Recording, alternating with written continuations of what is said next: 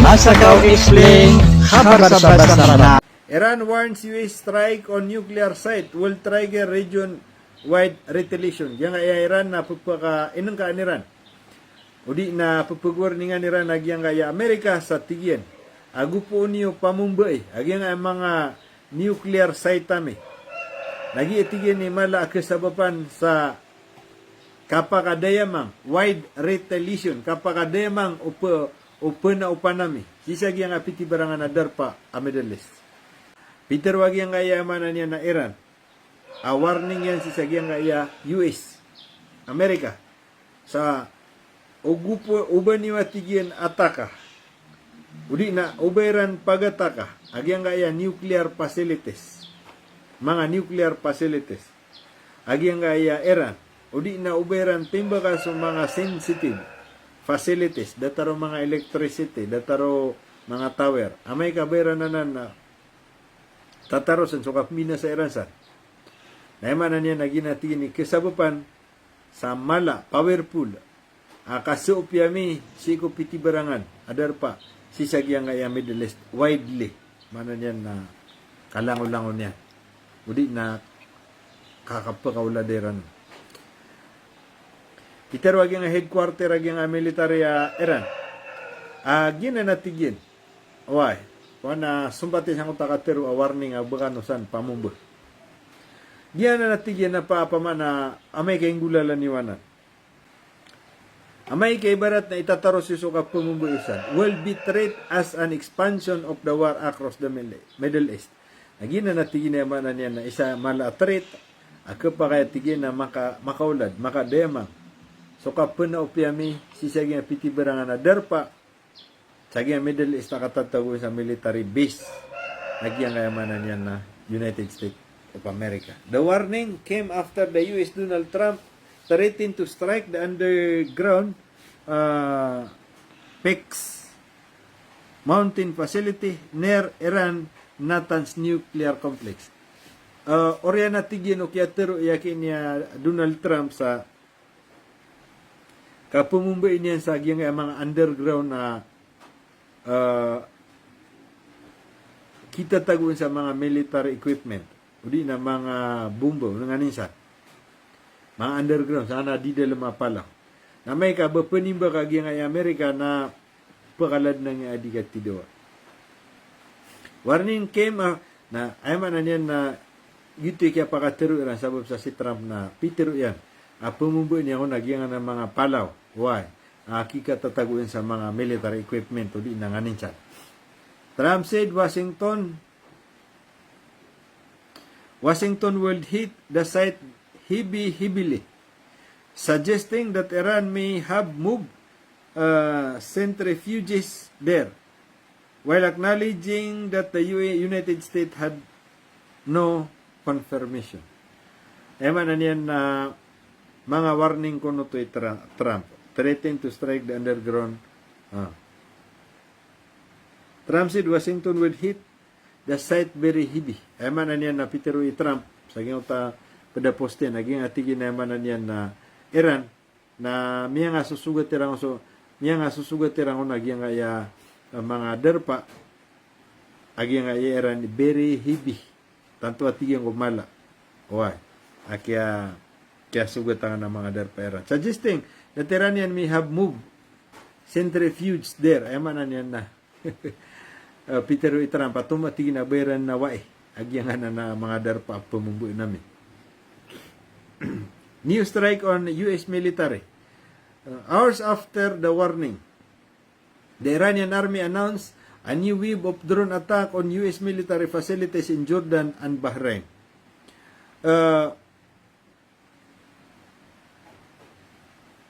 So kaya warning agyang kaya Iran. Uriano kaya teru Trump. Immediately na yamanan yan na kaya ka sumio pagyang kaya Iran. Hours after the warning, uriano tigino kaya pang warning agyang kaya Amerika, Iranian army announced a new wave of drone attack on US military facility in Jordan. So gibo kaya teru Trump na immediately nagyang kaya Iran na inattack Iran si Roma nagyang kaya military base san sa Jordan o yang Bahrain. So, ginan ni kapkel lagi ko mga 1,000. Why? Panawatu kini Iran, gina Iran na skano madar lataw na teruan yung gobyerno niyo pakawairan sa nagyang kanon na US base military ka emanan yan na kanaba kano safe. Darmi said Aras drone struck housing and welfare building used by US forces at Al-Azraq Air Base in Jordan along the equipment warehouse inside the installation. Peter wag yang Iran na so kaya timba kami sa yang Jordan why na pianimba kiraw na nga na airport tag yang kaya air base sa yang kaya kwan Jordan san sa Al-Azraq why ginan pagapekta doon sa madar lataw kaya kanaba matatandu sa airport yang na mga Amerika ka isa sa siramu sa airport kanaba da tara Amerika pakasi Saudi pakasi sibay nira sa airport tag yang Amerika. Along with equipment warehouse na gito, pianimba kira mo nagyang na Azraq Air Base na gusto mga bunigasan. Why? Kika tatagusan o di na pianagusan nagyang Amerika. The operation formed part of the 22nd piece of operation Saigi. In-announce sila nagyang ako na ika-20 ko na agudwa kapis sa giyang kayamanan yan na kapapantagan na di katidaw. Ika-20 agudwa wave auto. Iran also announced strike in Sheikh Isa Air Base in Bahrain. Pagdepensa tinimbang agiyang Iran nagyang air base sa Bahrain, saying Aras drone target large equipment depot and facility used for the maintenance and repair of heavy aircraft. Na giyang iko na tunay ni Sheikh Isa Air Base. Na piyamumbu na giyang Iran amyatero siya mga drone attack. Piyang atakira na mga drone uy na miniraksyon na giyang kana na mga facility udi na mga buniga. Uy san sa giyang na airbase apugusar na giyang kaya emanan yan na mga sundero Amerika. The army dedicated the latest piece of the operation to the people of southern Iran, saying its forces will remain steadfast until final victory. Yang atige na military ging Iran na dedicated mananamar. Si ko ba pianto na yamanan yan na operation people of southern why? Ayamanan yan na saka protekta si sagyang mga tao si sagyang Iran. But sa Peter Iran, its forces will remain steadfast until final victory. Na Peter wag yung military Iran, yung atigin na military Iran, ayamanan yan na tutak na, why? Tutak na sa taman ni matu atigin na steadfast. Ayamanan yan na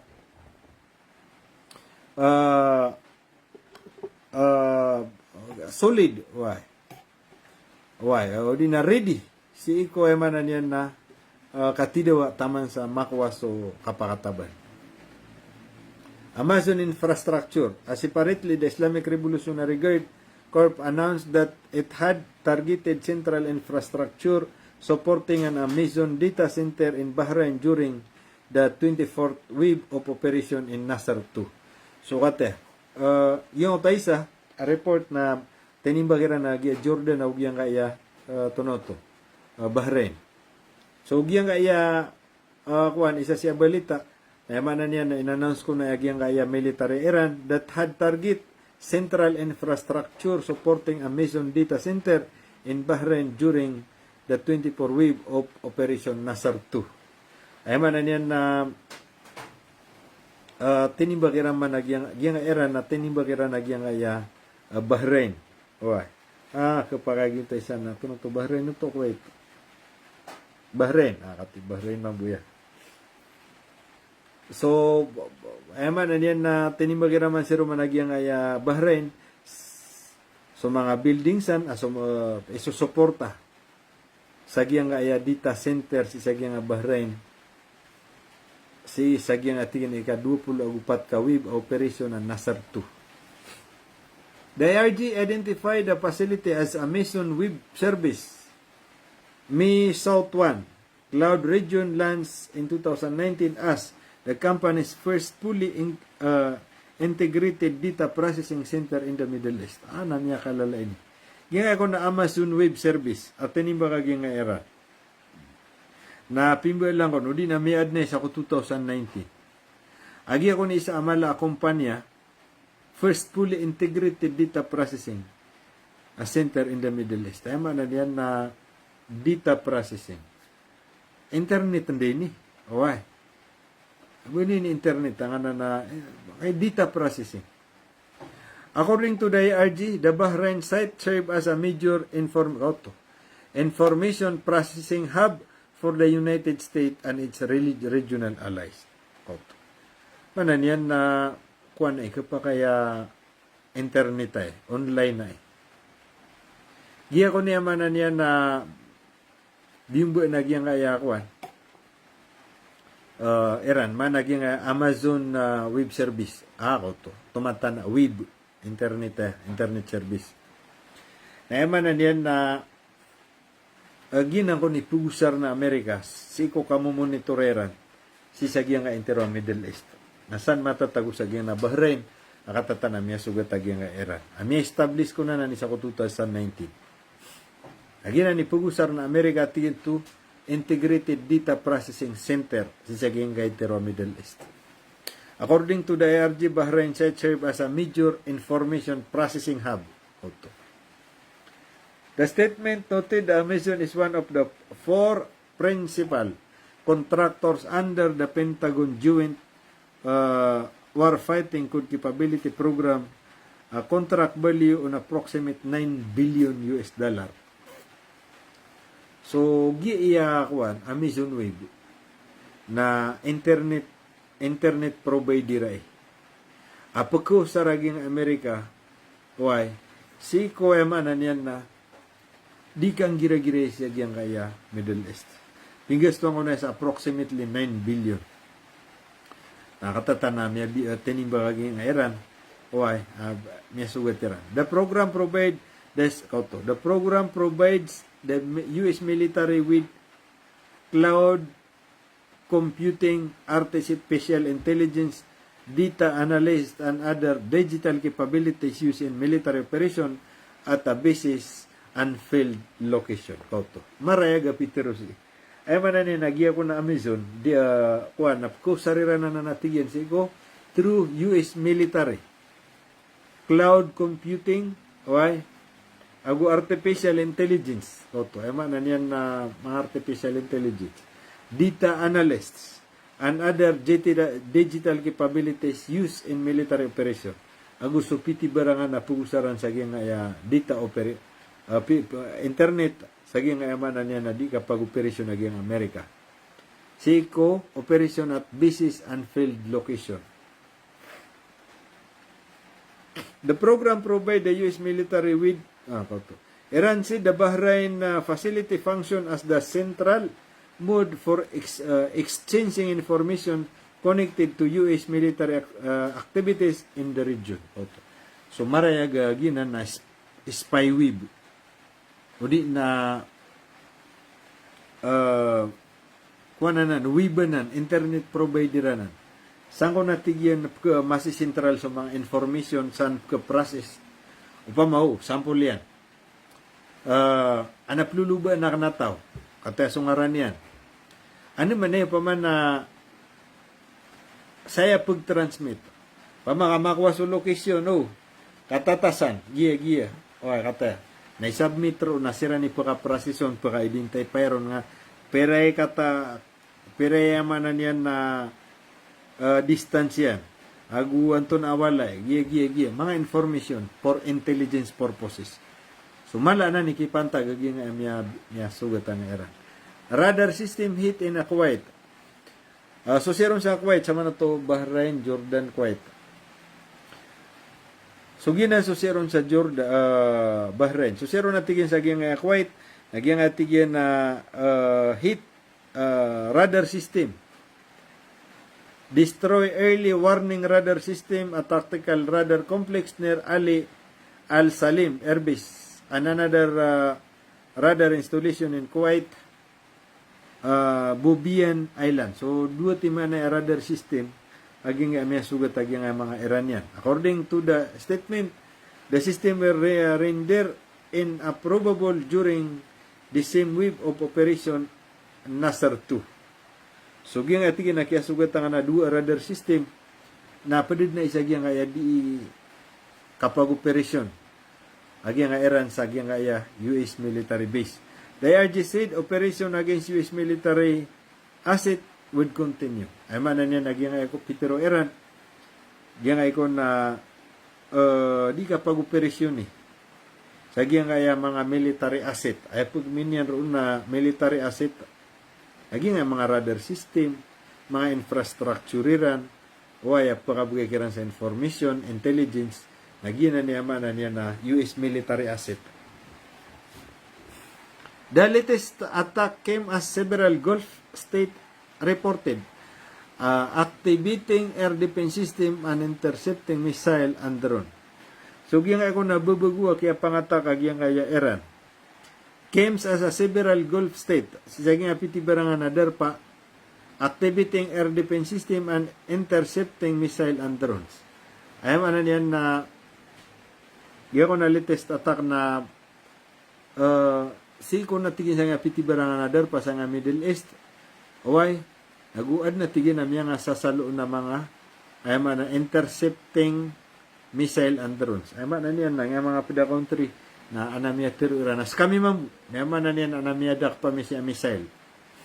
Jordan military also announced that it had intercepted aerial object entering the kingdom airspace. So katata. Yang ati na piti barangan na derpa sa Middle East na anamiya ka report adno na kasalo Iran. Ay man na niyan na mga drone attack. Why? Iran tiro wando makapupuon. Si mabutingin sa Jordan na giyang military Jordan na in-announce sila nas kami atigin na adna miyada ka pami udi na may intercept ran sa puro ang mga missile waya sumiyagid siya nga na airspace ran udi nakalangitan nila so gina ay problema sa nakauto ay pakasaloon kagiya gina radar system iran nandit niya mabaw niya na pangalo sa ubat sa langit na tinimbak yan automatic naginan yuto so Pitero agiyang uta statement o overburden sabab sa dita no sandi ka pakindukang pilaan na overburden giyang kaya gobyerno Jordan no pa ma overburden pagkaugup si sagiyang kayamanan yan na military base nagina ni kapakapadiano katimba ka na yaman yan na era naging Jordan na automatic na radar system maging Jordan anap ka sa era so pad naging ang apakausidun so therefore mismo giyang yamanan yan na Iran Jordan na di makanggasto ada tarana no manimasaga pera na panglo as supposed to be na si iptimbak sa yamanan yan na Jordan nayap pa ka sa loon na Jordan kana bagi nga Amerika kagiya pamana timbak ni ras military base sa Jordan nakanabaya timbak ko nagiya nga yakuan US military base ka diya nga Jordan ka automatic ka sanjap kasagap yan sa na pangalo na timbak ni ras nagina paka-participate ito nagiya nga yamanan niya na Jordan military also announced that it had intercept aerial object entering the kingdom airspace dito. Peter wagi nga military Jordan na adna tigina miya nga dadak pa miya pangalo pukasaga pagi nga radarami. Oy. San sa kalangitan. Iran said its operation carry out in a response to continue US attack which have entered their 11 consecutive day. Kauto. Tuminimbak sira nga gina tuminimbak sira maniman to. Yang ay Pitero era naging atigin na carried out in response yang atigin na kaya pag-operasyon namin nasaba pa atigin response sa may atigin sa usaw pa may atigin sa giyang kaya kita taros na giyang ay Amerika si kukap timba kairan sa giyang darpa agi nga iya Iran sa manatigi na miya ka siyaw din kagawi a continuous di ka panimbak agi nga iya United States of America. Target Iranian ports sagi nga iya ika-11 consecutive di adi ka panimbak agi nga Amerika sa Iran san sagi nga na Iran airport san natigin sa coastal surveillance tower udi nagyang na mga tower san sa kilid daragat ara kagi nga iya Iran mana sang Strait of Hormuz critical infrastructure and yan na civilian facilities. So atigin mananian na mga popura building. Naguya mananian na mga civilian facilities.